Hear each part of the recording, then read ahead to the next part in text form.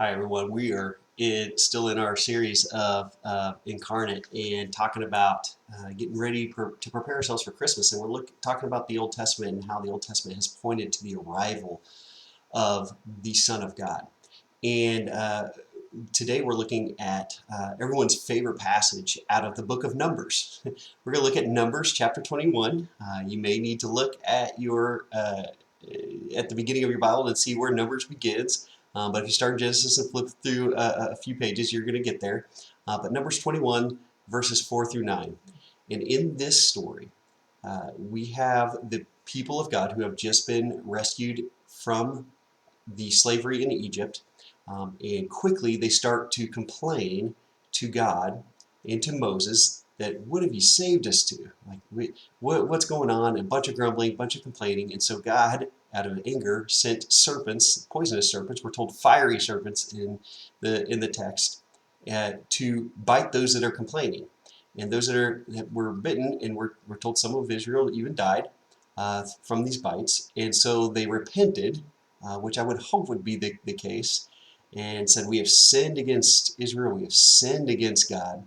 And as a way of relief, they developed this bronze serpent statue that anyone who looks upon that after being bitten will be healed.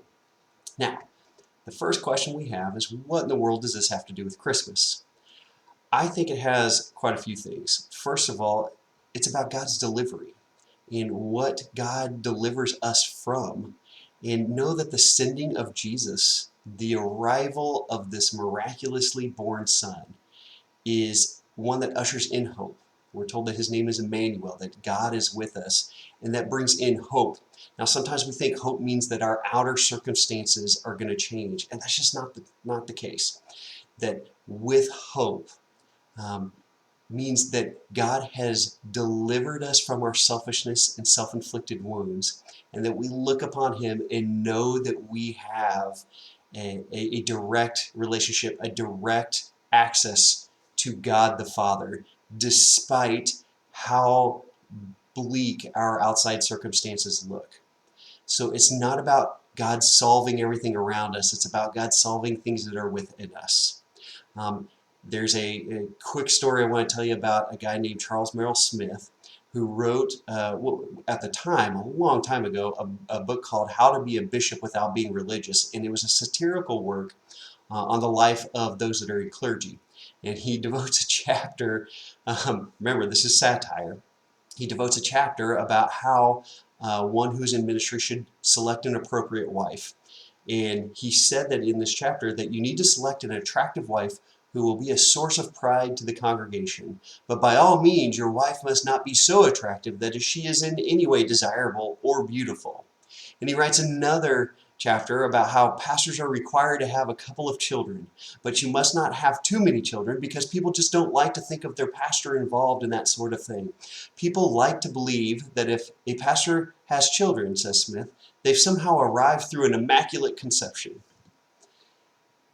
Another author says that last year a former student of his at a divinity school wrote of his struggles in his first parish, that despite his efforts to be minister to these people, to serve them, to give them the kind of leadership they needed, they complained and complained that he was not attentive enough, that he was not helpful enough to them.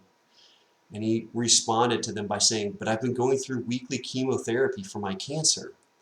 To which their response was, that's no excuse. You're the pastor.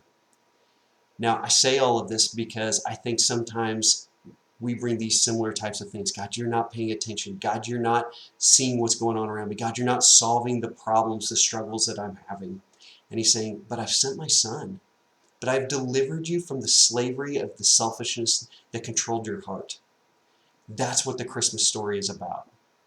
And so what I want you to ask yourself today is, in what ways have you seen clear evidence that God has delivered you from sin and sinfulness, that God has restored you to a hopeful state, and that God has clearly made his presence known to you?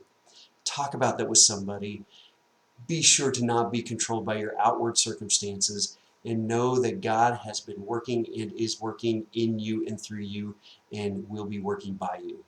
Answer those questions. have those thoughts in you, and let's get ready for the arrival of Jesus the Christ in this season that we call Christmas. You guys have a blessed day. We'll talk to you soon.